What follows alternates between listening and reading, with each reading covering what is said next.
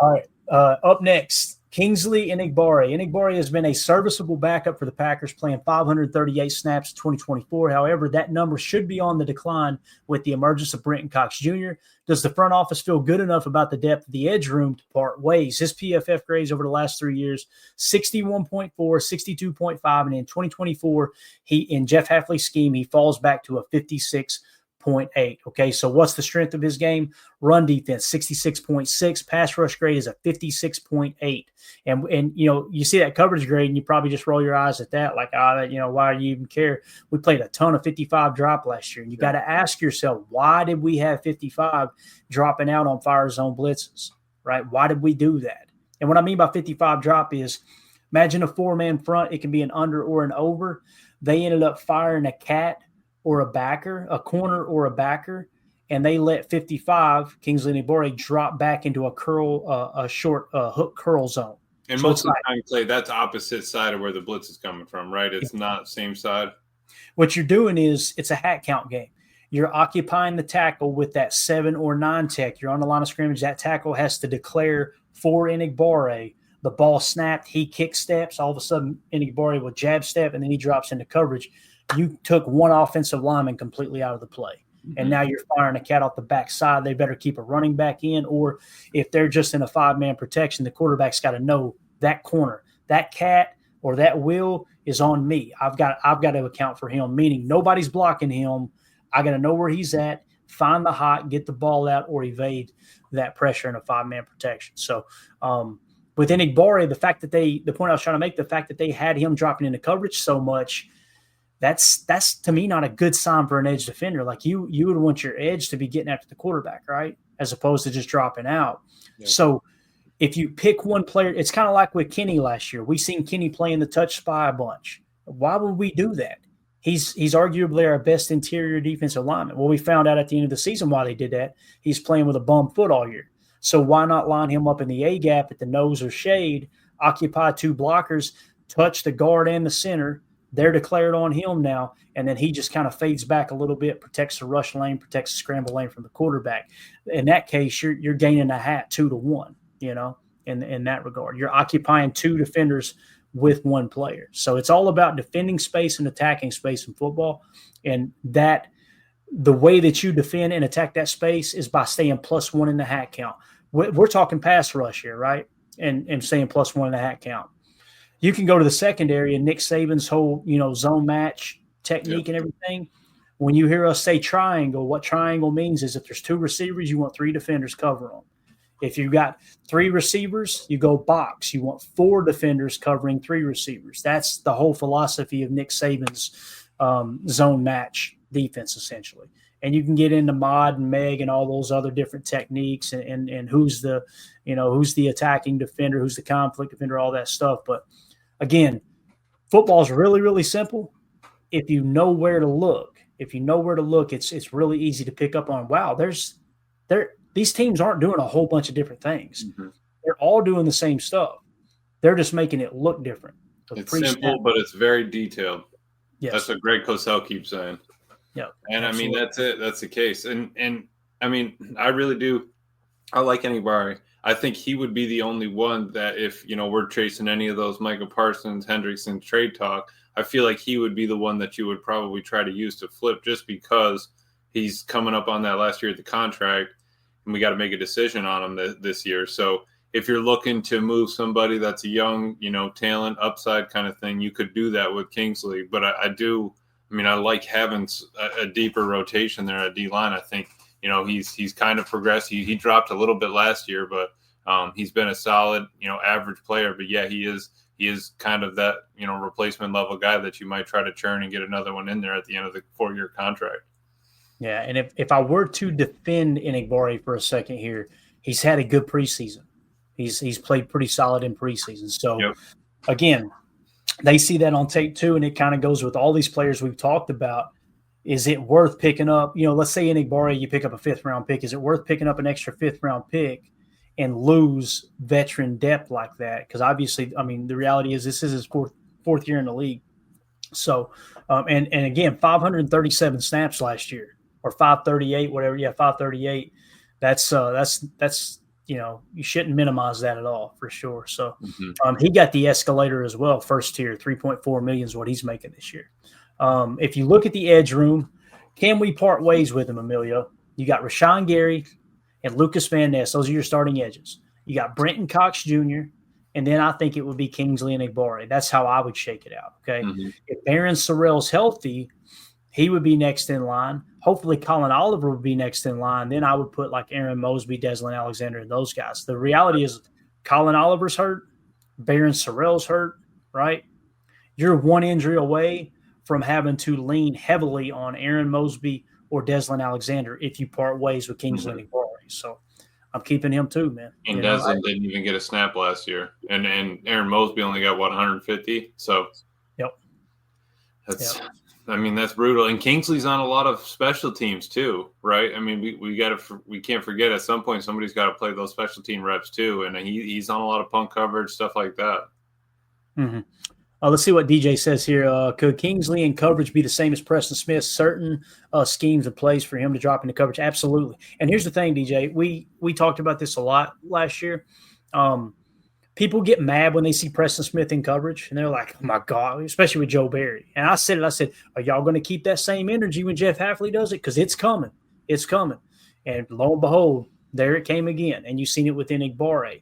And the reason that happens is you find yourself in situations where they'll use some motion, or they'll come out in a 21 personnel or a 12 personnel, and they'll flex a running back out wide. Well, you're going to have to take somebody out. So they've got a defender that's probably designated like, okay, if that happens, let's shift the front. Let's walk Enagbare out there. Let's walk Preston Smith out there. So I know people like to laugh at Joe Barry. Over Preston Smith being out there in coverage. And I love how they're right in the slot. And they were so ignorant because they would just be like, can you believe Joe Barry had Preston Smith out there covering Justin Jefferson? Joe Barry didn't go into the week going, hey, boys, Preston Smith going to shut I Justin got one for you. Watch this. Yeah. Watch this rabbit in the hat I got. Jeez, Pete. They get paid too. You know what I mean? So, that's just a kind of a flaw in the scheme for sure, and it happens every scheme.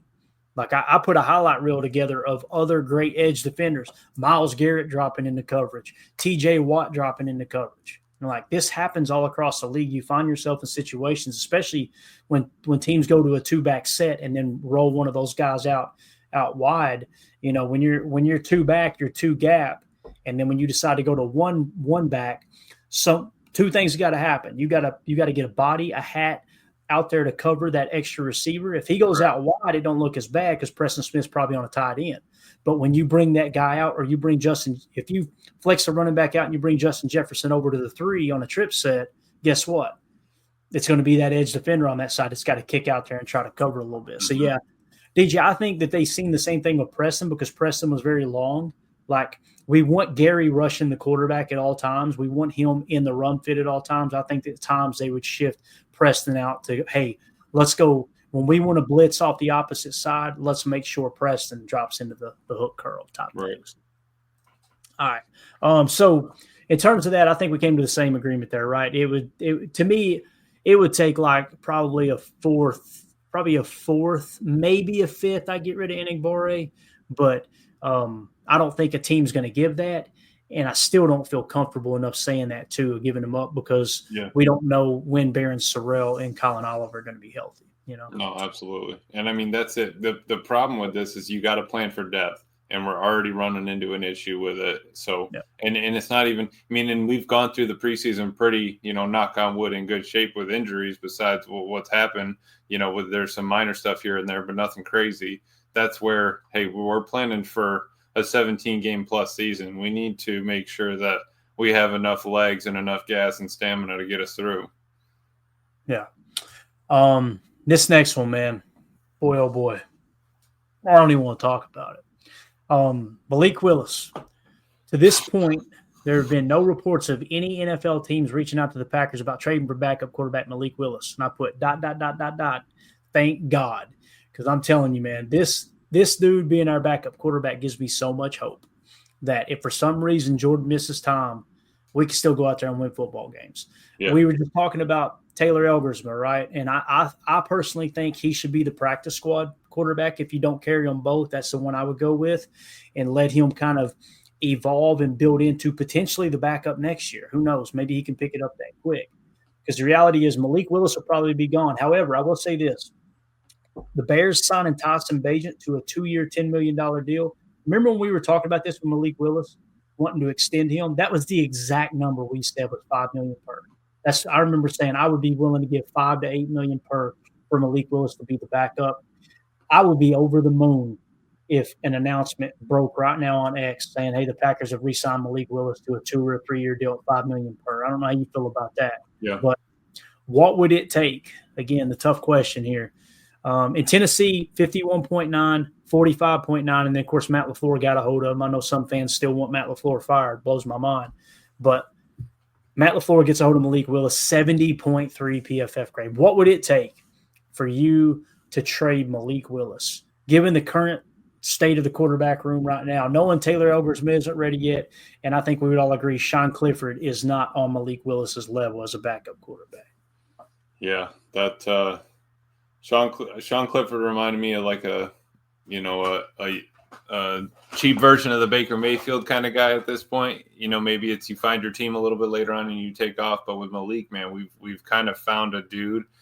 I would almost be willing, Clay, to say 8 to 10-ish as a backup. If we can lock him up and just know, because I was listening to GM Shuffle the other day. They were talking about how often do you actually have a backup quarterback? Half these teams plan for, I'm not planning for if we lose, whoever the guy was talking about. I'm not planning for if we lose Peyton Manning. If we lose Peyton Manning, our season's over kind of thing. So I like that we do have that backup. It's like he's like one of 2 or 3 backups in the entire NFL that can go out and win football games as a backup quarterback. So if you can lock him up and keep him on the team, cool. But it's got to be he's 100% got to be a first for me. Gotcha. Got it. I'm just not. I'm not doing it. I feel like they've already spent a third on him. We go ahead and Matt's able to resurrect it. Malik gets his feet under him. He knows what's going on. He's got the his head to the grindstone. All that. He's too beneficial as a quarterback and as a player. I think that I really do think that we would need to keep him or get a first. Yeah. AFM in the chat says Willis is Josh Jacobs plus Tesla rocket arm. Man, he's looked good in the preseason. I know it's preseason and camp too. But yeah, Willis looks like he's taking another step. And I think Coach Lynn makes a great point here. I think Malik wants to be a starter. Absolutely he does, Coach. I completely agree with that. The question is there a team out there that sees him as a starting quality quarterback? We talked about the draft next year. I think the early projection was 6 first-round quarterbacks. Now, since then, Archie Manning, Manning's grandfather came out and said he's coming back to school next year too. Like they've already made the decision essentially. Now that could change, I guess, but there's a reason he said that so publicly. So you remove that when you got 5 potential first-round quarterbacks. I don't know how hot the market would be for Malik. I mean, Daniel Jones got a 1-year, $14 million contract from the Colts. Mm-hmm. Right. That's true. And he's a starter now. Right. They just announced him as a starter in Indy. The Browns brought back Joe Flacco. They have Shadur Gabriel. They got Kenny Pickett they brought in. They still have Deshaun Watson, I'm pretty sure, just chilling over there doing his thing. So, I mean, there's going to be teams that are looking for quarterbacks. I mean, you also have the Giants with Russell. You got your rookie coming in there, but so now a team that would chase him down. Yeah. So now the question becomes like, to kind of rebut Coach Lynn's comment here. I think Malik wants to be a starter. If you go to him and you say, we'll give you a 3-year deal, $15 million, $10 million guaranteed, do you take that as Malik Willis and go, damn, that changes everything for me? Or do you go, I'm going to wait, hit the open market. I think I can get more than that. I think you wait and hit the open market. Yeah. If I were him, it'd be different if you were starting because you're risking getting hurt. But the fact that you're most likely going to be the backup all year and there's no real risk of getting hurt, that's why you would jump on that. Like if he was a starter in Green Bay right now, let's say let's say Love wasn't the quarterback and we have Malik on a 1-year deal and they offer 3-year, $15 million.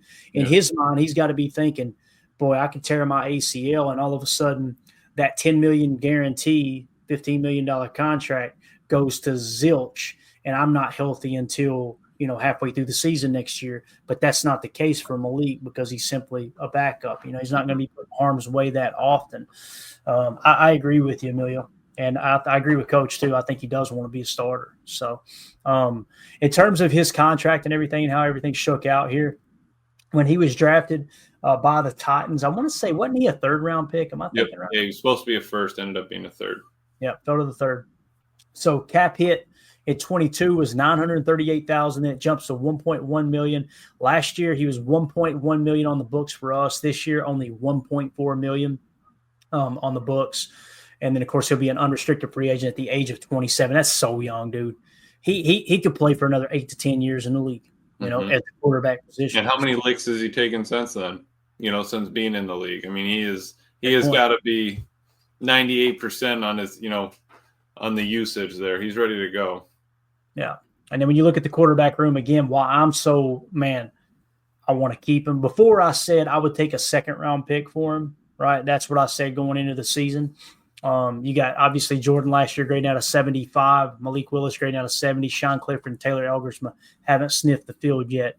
I'm trying to think if I would still take a second-round pick for Malik. I think Goody would. I think Goody would. We gave up a 7th for him. Right. I mean, you're flipping a 7th for a 2. It's going to be hard for Goody to turn that down. I'm simply saying I don't know if I would, and maybe I'm wrong there. I don't know, but it's just if I remove the fan in me, Emilio, I probably would take a second-round pick for him. But the fan in me, I love the fact that in the back of my mind, if Jordan Love sprains an ankle and misses a couple weeks, we get to see Malik Willis come in and lead this team. If we didn't have Malik Willis, I'd be over here going, all right, boys, pack it in. We're probably not going to win until Jordan gets back in the lineup. What if you did like a 2-year, like $16 million for Malik? 2 years, $60 million. How much guaranteed? Guarantee him like 10. Guarantee him 10. So essentially, it's a 1-year, $10 million deal. You could trade him after that. And get him through. So we get through this year, give him that at the end of the year, or whatever. We'll get a 2-year deal. We'll get 1 more year with Malik.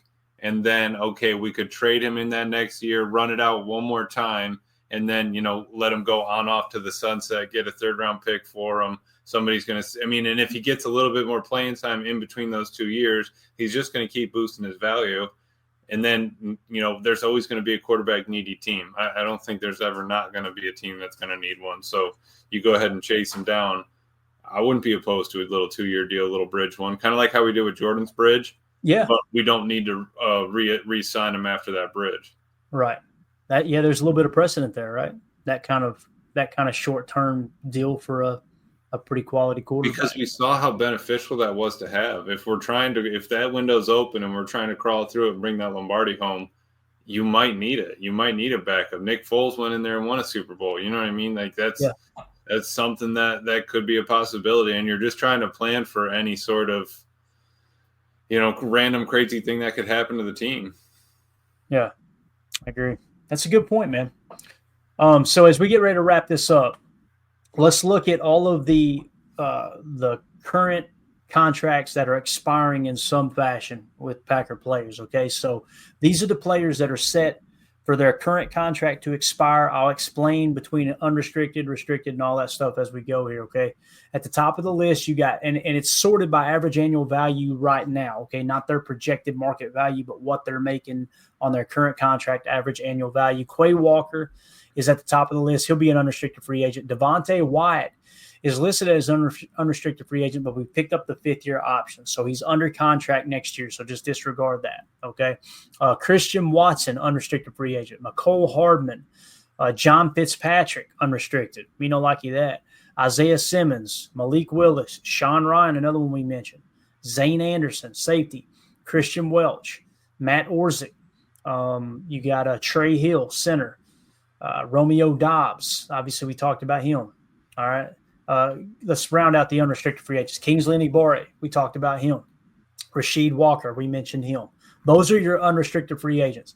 Is there anybody on that list that we haven't already talked about, Emilio, that you go, might be able to trade something for him? No, I don't think so. I was going to say Zane, but with him getting hurt or something like that, it's not something that we can specifically do. Honestly, it just kind of surprised me. McColl's 28.4 years old. I mean, he's only a year older than Christian. Then you have, you got Romeo, and we're looking for young guys. Devontae Wyatt at 28.3 with picking up the fifth year. I mean, he might get one contract and then he'll be mid-30s. I think Goody would try to move from there. So besides Zane, I wouldn't see you be able to get anything out of anybody else, really. I kind of want to keep if we're looking at, other people. Yeah, Not So Cool said get rid of Zane and Welch. And I personally feel like you wouldn't get a draft pick for them. It'd be just a outright cut. I don't think a team would trade a draft pick. Yeah, like a seventh for Zane. Yeah, possible, right? Maybe a conditional seventh, like if he makes our roster or if he plays so many snaps. If not, you don't get a darn thing for him, type thing. But yeah, and I would rather have those guys on my practice squad personally. You know what I mean? Right, because even if you wouldn't be able to flip Isaiah Simmons, he hasn't shown enough. He's already been cut from a couple teams. It's not like I can go out and say, hey, we signed him for a milli, and then let me try to flip him for a seventh round. Teams are going to be like, no, I'll just wait and pay him a milli. Yeah. Good point. Joseph in the chat said, it is this discussion on August 20th that sets PTA apart. Great work, guys. Thank you for the kind words, Joseph. I'm glad you see it that way, man. I know some people don't like this type of conversation, but look, there was no practice to report on today, right? Like, hey, let's take a second, back up. What players are potentially tradable? Would we trade them? Do we want to trade them? What are the ramifications in terms of the depth of the roster, all those things?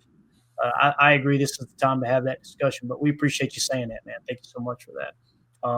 I know there's a lot of Brewers talk out there on Sports Talk right now. It's hard for me to find any Packers talk. It's driving me crazy. And I'm glad the Brewers are doing good. I got a lot of Milwaukee Brewer fans that are friends here, obviously, of the show. And I don't judge anybody for being excited about that. I just get frustrated when you got former Packer players on podcasts and they don't even talk Packers. I'm like, what the hell are we doing? Every time Brewers comes up on the podcast, I'm click. I don't even know what's going on in baseball. You know what I mean? I don't even. Yeah, and I know it's an exciting time and they're doing great. I followed enough to know what's going on. If they're on TV, I'll pop it on the TV while we're doing the pod, stuff like that. But, man, I just want to talk. Packers. So, roster building is 365. It is, man, for sure. So, all right. Restricted free agents. Let's talk about them real quick before we wrap up. And we'll also talk about exclusive rights free agents. So, restricted free agency, guys, the best way to look at this is they're going to be back.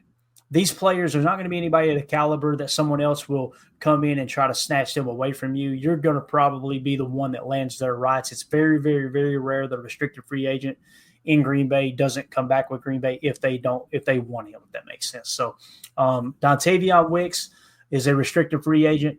Aaron Mosby, Daniel Whelan, Isaiah Dunn, Emmanuel Wilson, Bo Melton. Those guys, what that tells me is they're going to be back, Emilio. Mm-hmm. They're going to be back, right? The restricted free agent for Dontavion Wicks catches me off guard. I don't understand that. I don't understand how he's a restricted free agent, but maybe it has – I'm sure there's something in the fine print there that makes him. But what that tells me, though, is you're going to have Dontavion Wicks, you're going to have Daniel Whelan, Emmanuel Wilson, and Bo Melton. Those guys are coming back next year. It's happening. You know what I mean? So that's good news. And then there's everybody there is about 27, right around that age. You bring your punter back. You got Emmanuel Wilson, you got Bo, who's your corner wide receiver, multi-talented, multi-tool. And then, looking down here a little bit further, Chris Brooks, need him. Ben Sims, probably need him. Malik Heath, dog, probably gonna want him. And Brenton Cox Jr. Those are all guys. They're all about 26, 27 years old. Basically, perfect depth for the roster. Already know what you've got in them. Have gotten playing time. Know what it's like in Green Bay. And not crazy price. You wouldn't be breaking the bank really for any of those guys. I don't think. Right. No, absolutely. And again, that's something that you're going to get kind of you're going to get first dibs on them, essentially. We won't go into all the rules of the restricted free agency, but it's pretty straightforward. I just tell people, if you want them back, you can get them back. That doesn't get messed up if they go to the practice squad. Am I right? Like if That's the thing too. When they go to the practice squad and they clear waivers, I want to say something resets to where you can sign them on a futures if they finish the year on the practice squad, and now you basically retain their rights for 3 years. That's what happened to Emmanuel Wilson, if I remember correctly. That's what happened to Brenton Cox Jr., those type of guys. Gotcha. Yep. Although Brenton Cox Jr., I don't think he ever went to the practice squad. I think we actually kept him on the 53 the entire time. It definitely applies for people like Malik Heath, guys like that, Ben Sims. Yep. Chris Brooks, obviously, coming off the practice squad is probably got reset to restricted. But then when you get the exclusive rights free agents, it's very, very similar. If you want them back, you can get them back for pennies on a dollar. So, again, the one thing I do want to mention, John Fitzpatrick, unrestricted free agent. Use him up this year, and he's probably going to hit the market and get a little bit of money, I would imagine. If you have to use him at any extent at all, people are going to see, hey, this guy's a pretty good football player. But it's nice to know that you're getting Ben Sims back because he's restricted free agent. Right. Exclusive rights free agents. Let's hit them real quick. Messiah Swinson, there's another tight end, right? Kadeem Telford, Sean Clifford, Omar Brown, Jalen Simpson, who they just acquired, Deslin Alexander, James Esther, Kamal Haddon, Julian Hicks, Donovan Jennings, Cornelius Johnson, Johnny Lumpkin, Devontae O'Malley, Kalen King, and Alex Hale. I was hearing some people talk earlier. I want to say it was Pete Doherty of the Green Bay Press-Gazette. Feels really, really confident that Kalen King's making this roster. So that's going to be a guy that maybe he will start to work his way up the depth chart a little bit, Kalen King, but nonetheless, he's exclusive rights free agent as well. So all these guys you could plan on having back if indeed you want to come back. Yeah. So. Oh, and all guys that have shown a little bit of promise, you see a little bit. This is the time to check them out here in the preseason too. Get an eye on them, see what they have. But I like how it's, we're kind of covering our bases anywhere from corners, wide receivers, D-line, edge, all that stuff. I think that the way that they've built this roster kind of long-term really is nice. It's just making sure that we can get those free agents, the ones that we want to stick around. Yeah. And I will say this about Johnny Lumpkin. I'm pretty sure that's the guy we seen the other day. He was lined up in the H a little bit. So they're seeing Johnny Lumpkin as a little more of a hybrid. If I remember correctly, seeing that in the preseason for sure. Let's see what DJ says here. He says, how do you feel about Bo? Does his spot come down to Sunday, or has he proven enough to be locked on the 53? If it were me making the decision, DJ, I would look at it like I don't think he's necessarily a lock for the roster, but everybody, and I mean everybody else on the face of the planet that's not named Clayton, they think he's an absolute lock. So I got to side with him. He's a lock. Yeah. Emilio, you think, right? Yeah. Tim said the same thing. I think he's a lock.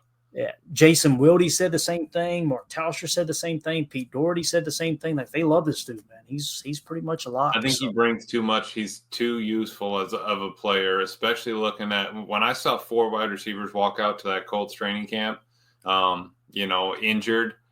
It's like, dude, I mean, even if we have to pull through, because at some point we got to bring Christian Watson back on here. And if Bo's not playing a bunch of defense and you still need a guy to run legs at wide receiver and flyer, gunner, all that, you're going to need Bo Melton down the line.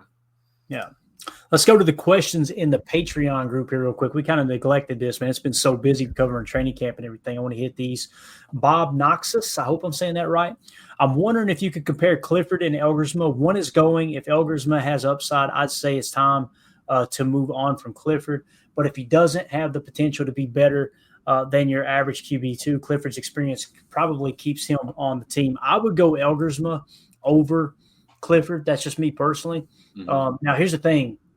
You could keep them both on the practice squad if you want to. There ain't nobody that's going to go sign one of these two guys, either of these guys, onto their 53-man roster. And they can't just take them off our practice squad and put them on theirs, right? That's not how they work. So you could keep them both if you want. I don't mind that idea, to be honest with you. But if I had to choose between the two, I'm going Elgersma. Which one would you take, Emilio? I think, I do love Elgersma's upside. I think that would be nice. I still think I'd probably lean on Clifford, though. But my ideal option would be keeping both of them on the practice squad. then you can get a little bit of look. You can kind of work them both. And I would want to see a little bit more. I would just want to see like a full year from Elgersman, go through how to prep for a game, how to plan for a game, be on the sideline, go through the calls, coaches. I mean, I think that Sean's gone through a lot of that and can kind of see things that, Jordan's not able to see when he's in the field right at the moment. Just little key hints and stuff. And the fact that, you have that third option at the relief quarterback now, where you can trust that backup guy just to have him ready to go. I think you would just, I think you'd rather have him and not need them both than, not take them both. Watch both of them get cut and us sign some random dude as our practice squad. It could be, right? We're just way off. Stuff Goody does, right? AFD in the chat says, I think he has so much more potential than Clifford personally. I think Clifford is better equipped here at this point because he's been in the system, longer. Meaning, he's got a way better grab of the offense because he's been running that scout team for so long. But Elgersman, there's no doubt about it. He's got more talent, no doubt about it, especially arm talent. So, GS in the chat here or in the Patreon group says, "What are your thoughts of ESPN's position rankings for the pack? They got the quarterback room at 15th, running back 7th." Wide receiver 17th, tight end 15th, offensive line 10th, interior defensive line 21st, edge 27th, off ball 17th, cornerback 27th, safety 2nd, overall the 15th best roster. It looks like. What do you think, Amelia? Let's just pick one position on defense, one position on offense. Start with offense. What position would you like to make a comment on there? Maybe you agree or disagree on. Yeah, I think quarterback's got to be a little bit higher than 15th. I think Jordan's top 10 easy. I think he's going to show it this year. Hopefully show that he's a top 5 quarterback. And, I want him to get into that Big Four conversation. I think he can with a really good year this year. Yeah. And for defense, I mean, they basically gave us a C- on the entire defense except for X. So I don't understand how they got to 15th. But I would say that edge is probably the biggest punch in the mouth. You've got a first round pick in Gary, you got a first round pick in LVN, and it's just that they just, because they don't have a lot of sacks, that ESPN's upset about it. So I'm not too happy about that. DJ Schultz, every ESPN stands for every stupid person's news. There you go. I completely agree with it. So it's amazing to me that you're 21st in interior defensive line, 27th in edge defender, 17th in off-ball linebacker, 27th in corner, 2nd in safety, right? So outside of the safety room, they're saying you were bottom 3rd of the league, but somehow we finished 2nd in run defense and 5th in pass defense. Somebody make that make sense for me. You're That's not allowed to ask those kind of questions, Clay. Well, we lost Jair Alexander. Jair didn't play, guys. Like, he was not on the field the large majority of the season. You know what I mean? Like, it's just crazy, man. Crazy. So anyway, next comment here. Who is this from? I guess that's Andy Monday, right? Or is it? It's not really showing. Maybe it is Andy. I think he tagged the link in that. He replied with the link of the article. Gotcha. Okay. Stacking the best, worst position. Oh, okay. That's the article we just talked about. Got it. Yeah. Andy Monday had an article, too, from ESPN. It says, Barnwell picks 5 NFL teams set to decline who could miss the playoffs entirely. So he just shared the article. Could you promote this article by Bill Barnwell of ESPN? He does a thorough job of digging into teams that will decline this season, including the Lions and Vikings. His analysis is fair. So everybody go check that out. The link is in our Patreon group for questions for the show. Thank you for sharing, Andy. To the point of Lions and Vikings, fallen a little bit and on the decline. Ross Tucker made his NFC North or NFC predictions, and he had the Bears as last in the division. I want to say he had them at 6-10, Vikings 3rd. I want to say at 8-9 or 9-8, and then you had the Lions at 9-8 or 10-6 ish, and then the Packers were first in the division at 11-5 or 11-6. So he picked the Packers to be the NFC North champs. Young team, they're skilled. They got a lot of talent on there. He thinks the Lions are going to take a step back, losing both coordinators. And then the Vikings, you just don't know. You got a rookie quarterback going in, and with the Bears, it's just the Bears. So I mean, we're good there. But I like that. We got a little bit of notice from from Ross there on his take. Got it. Good stuff, man. Got a couple of comments here in the chat that are marked. Let's go rapid fire, wrap this thing up. Deadfish says, found an interesting nugget today. NFC North had a combined record of 45-23. That's a 662 winning percentage last season, the highest combined winning percentage by any division in a season since 1970's merger. So pretty wild statistic there, Emilio, for sure. Again, just showing you that, I know people like to, well, you didn't perform well in the NFC North. It was arguably one of the most difficult divisions to compete in, according to this statistic by Deadfish, since 1970. I mean, you're talking about a 50-year span there, right? 55-year span. Yeah, so. How many times do you have three teams in a division, double-digit wins? Right. And how many of those games did we lose by one score? You know what I mean? So, and that's with your quarterback battling those injuries and obviously other things going on as well. Missing your number one wide receiver at times, missing your number one corner most of the year, missing your quarterback's mobility and obviously ability to comfortably play under center, which is everything about Matt LaFleur's offense. Absolutely. Coach Lynn with a great question here. He says, do you think Green Bay could develop Richardson like we did Willis?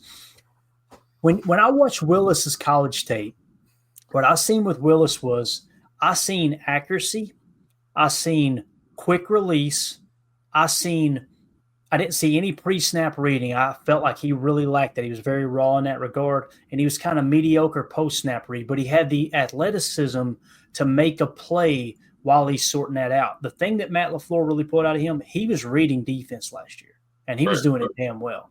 Like people make it sound like, well, we just ran the ball heavy and we threw maybe 2 or 3 times here or there. No, there were times he let that thing rip. He hit Jaden Reed. I think it was in Jacksonville on a hell of a dart. He also hit, I believe it was Dontavion Wicks on an out route, or maybe it was Romeo at home out route against, I think it was Indy maybe, if I remember correctly. Whoever it was, his ability to process post-snap really improved. Richardson has shown none of that to this point. So, it's possible, Coach, but I got to be honest with you. If you listen to Malik Willis talk and you see the type of quality person he is, and I hate to say it like this because it sounds like I'm dogging Anthony Richardson like he's a horrible human being. Anthony Richardson's kind of full of himself. He was like that coming out of college. And I know you got to be confident and all that. Malik Willis is one of the most humble dudes you'll ever hear. And I think that matters when you get to the league, man. I really do. It doesn't matter where you were drafted, right? I mean, if you think you've got it all figured out, and I didn't even see the details, but they said Anthony Richardson agent released some kind of statement. It was like, Bub, everybody watched you stink up the joint in Indy. If you're releasing a statement like you were unfairly treated in Indy, I mean, I just don't get it. But because he's one play away from going back as a starter now this year, and the Colts coaches are on the seat. I mean, they need to win games. They didn't put him in to win games. Richardson needed time, and he needed playing time and reps, because he didn't get a lot in college either. It's not like he played a lot. He played one full year or something like that, and then just kept going. I think it's the footwork. If you're putting him as an archetype, he is a pure runner. Absolutely. So It would be, you would have to really kind of dive in. Yeah, he's young. He's 23, 24 years old, but that's an investment. Yeah. If we get rid of Malik and you turn something into that with a pick and you want to kind of reinvest and you have a backup on the practice squad that you like. Yeah. But then that's when you start walking the line of carrying 3 people. Because if you want Richardson on the roster and to be there every game, every week, we don't probably want him as a backup at that moment. I wouldn't want to throw him right into the fire. I'd want to have Clifford or, Taylor out there to fill in that spot. So, that's the other thing about Richardson too, that really irked me last year. You said it, he's a runner, right? Like that's his superpower is he's physical. He's a big dude. He's athletic. He can run the football. He tapped out on a drive. But I mean, he's literally in the middle of the game. He literally tapped out. Hey, guys, I need a breather. The quarterback told the coaches, I need to come off the field and catch my breath. When was the last time you seen a starting quarterback do that? I know I couldn't. Listen, I know I couldn't run an entire drive, 15-play drive, running the ball 2 or 3 times on the drive. I'm fat, old. Caucasian and out of shape. You know what I'm saying? Like I am the worst person He to draw. does on the whitey tighties is what you got, Clay. This dude looks like a freaking thoroughbred, man. He is built like a tank, and you could tell he takes care of his body. So it's not like he's out of shape and he had to tap out. Why did he tap out? Mm-hmm. Like you got to have something in you that you dig a little deeper, man. You got to. I mean, you saw Riley Leonard on that one for the first drive, ran him 10 times in the championship, and then then dude was gassed. But I want you to lay it all on the field for me if we're gonna do something like that. If you're driving, and he was in plus territory too. I'm pretty sure he was on their territory. Like he's just like, no, I'm gonna need one. It's like, who are we calling in as the backup? Do you imagine if Jordan Love was just like, no, timeout. I ran 30 plays. I need a breather. Malik, come in for 3. Think of Cam Newton. To me, Anthony Richardson is built like Cam Newton. Right. Yep. But Cam Newton he won an MVP. That dude when he was at his best, he was damn good. Imagine him in the middle of a drive tapping out. Hey, I need a breather. Mm-hmm. You're not going to see it happen because he's got that freaking dog in him. You got that competitor in him. Whether you like Cam Newton or not, you cannot deny the fact that dude, when he was at his best, ain't nobody wanted to play him. Mm-hmm. I remember the game that Green Bay traveled to Carolina, and they were playing them, and Clay Matthews, they came to the line, and Clay Matthews said, hey, it's that Will, talking about Will route to Christian McCaffrey. And Cam Newton looked across the line. Mox picked it up. You can find it all over YouTube. He said, oh, you've been watching film, huh? That's cool. Watch this. And he threw the wheel route. Yeah. It was like a mini wheel. It was like he broke the wheel off and kind of turned it into a stab route. But, yeah, he was good in his time for sure, man. Grable said Richardson benching himself mid-drive because he was tired last year told me everything I needed to know about that guy, just not the type of dude who was going to lead a locker room. And Grable, to be fair, I think he can fix that, but he's got to acknowledge it and change it. Mm-hmm. When Pat McAfee called him out because he's a huge Indianapolis Colts fan and supporter and season ticket holder, kind of pouted up about it. He got mad about it. The word got back to Pat that pissed people off in the locker room. That's the other thing too, Emilio. How do you think those other players in that – imagine the offensive lineman who ankles are swole up. This dude's got a bum shoulder. This guy's got a bruised sternum. They're out there they're the ones doing the heavy lifting, let's be honest. Right. And then you look up and see the quarterback who every rule in the book caters to him being protected. You know what I mean? And he's the one who needs a breather. That can't go well in the locker room. No, then you got to sit down next to the dude, take the pads off after a loss like that. I mean, you're mean mugging that guy, saying, it's going to be one of those the longest yard where the O line just all turns sideways and olays him and just lets him eat the quarterback. He goes, all right, yeah, I deserve that one. Let's move on. I don't know if they're going to move on from something like that. Yeah, and there's some fair points in here. Like Coach Lynn said, I don't even think Caleb would do that. I know Caleb wouldn't. Caleb's a competitor. Yeah. Caleb Williams, whether you like him or not, you could tell he's got some competitor in him for sure. And then J. Cole makes a great point, too. He says 23 years old, he needs to grow up. That's the other thing, too. He's still young. I was an idiot when I was 23 years old. I'm just telling you right now. So that's why I was saying he can fix it. There's time to fix it. So I'm not totally opposed to what Coach Lynn was saying. Like, could you bring him in and kind of do the same thing we did Malik? You could, but he's got to make a decision. I got to change some stuff about me. You know what I mean? Deadfish says, when is the cut down date? August 26th. That's correct, sir. August 26th, right on the ticker right now. It's got to be before 4 p.m. Eastern time. Got the rosters down to 53 guys, and then you guys know there'll be a 24-hour period, and then everybody can go start trying to sign their practice squad. And I really enjoy that time because you'll have the 53-man roster set, and all of a sudden 2 or 3 of them will get cut, and they'll replace them with this. You know what I mean? There's a lot of shuffling that goes on there, so it's a fun time for sure.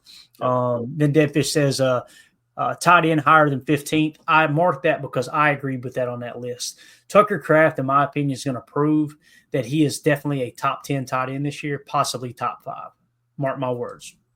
I think he's going to make that jump.